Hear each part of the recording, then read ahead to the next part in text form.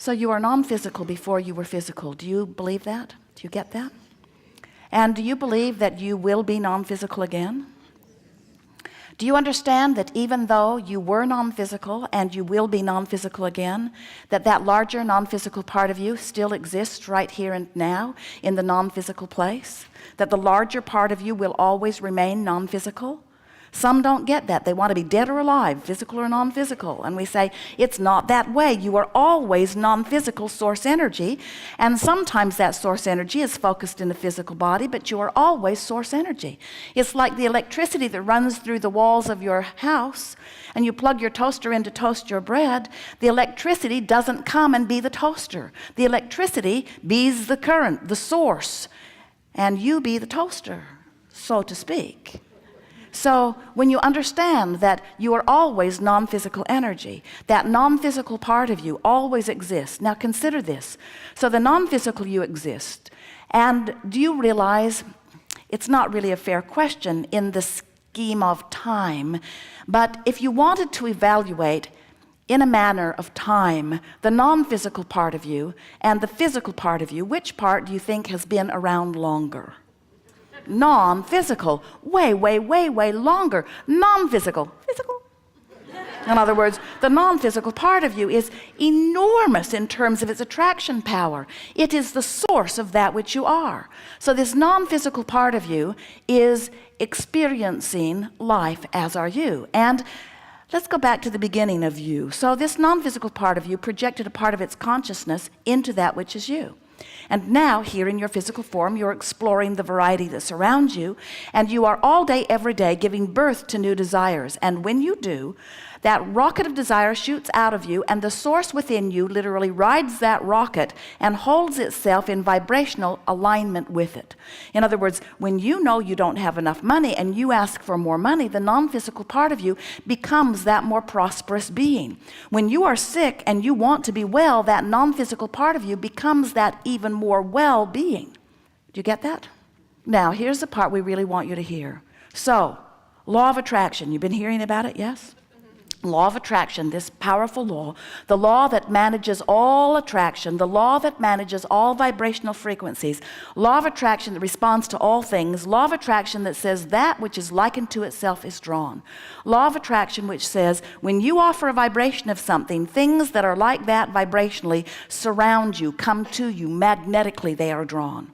So here is this powerful you that has been, even before you were you, what it was, and it is magnificent, and now it has become even more as a result of what you have been living as you've been banging around, becoming. So this non-physical part of you, law of attraction, is responding to that. Can you imagine what an energy vortex that is created, a sort of drawing unto it? Can you imagine the current that is pulling toward that powerful creative you? Can you? So here you are in your physical form. Do you know what that sensation of law of attraction feels like to you? It feels like a calling toward the expanded version of you. And you know, when you let yourself go, you feel wonderful. That's what elation, appreciation, joy, that feeling of passion and eagerness, that's what that is.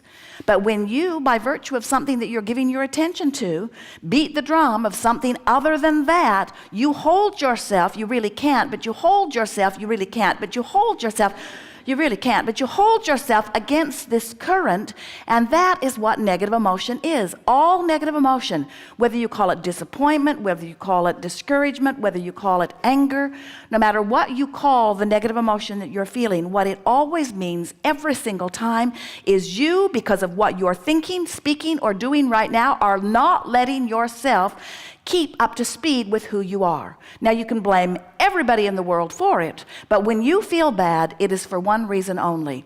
You're beating the drum of something that's got you separated, too strong of word, separated, too strong of word, from you. You cannot really be separated, but you can pinch yourself off a bit, and when you do, you feel the consequences of that.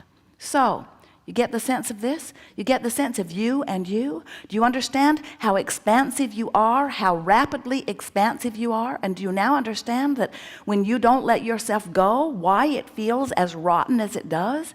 You got to let yourself be you. And more important, you got to let yourself keep up with who you are. You must keep up with who life is causing you to become if you are to be the joyful being that you are. So, you might say, when you feel negative emotion, I'm looking at this one way, but the source within me is seeing it differently. For example, when you see something in yourself that you don't like and you find fault with it, the reason it feels so awful is because source within you does not do that. When you find fault with another, the reason it feels so awful is because source within you does not do that. And there's a tendency to look at that person that's causing you to feel this discomfort. If you would be different, I wouldn't feel this way. I didn't feel this way before you misbehaved, but now you've misbehaved, I feel bad, and I blame you. And we say, good luck with that one. Because even if you could whip that one enough that that one would begin to behave exactly as you need them to be so that you can feel better, there will be another and another and another, and you just can't control those misbehaving buggers. You just can't do it. You must decide that you're going to line up with who you are. You must decide that you're going to begin to see the world through the eyes of source. If you are to be joyful, you must see the world through the eyes of source. And by the world, we mean your government, we mean your mate, we mean your children, we mean strangers that you don't even know, we mean those rascals in traffic, we mean everything that you give your attention to. You've got to find a way to see it through the eyes of source. Now, we want you to understand, source does not look at every awful thing and feel good. And we're not asking you to do that either. We're saying, be selective in your sifting. If you've got a partner who is magnificent in many ways and really a bugger in other ways, give your attention to the wonderful parts and use that as your excuse to line up with who you are. But so often, you pick out that flaw and you focus upon it, and you feel awful in doing so. And then because you feel awful, you feel even more angry because you feel awful, and it's because of this flaw in this person that you're focused upon. So now you feel awful, you blame them, you hold yourself apart from who you are, you feel disempowered, and if you keep it up, in time you will come to loathe that person because you believe that that person is responsible for the way you feel, when that person is not responsible for the way you feel. You have the ability to tune yourself to the best of everything.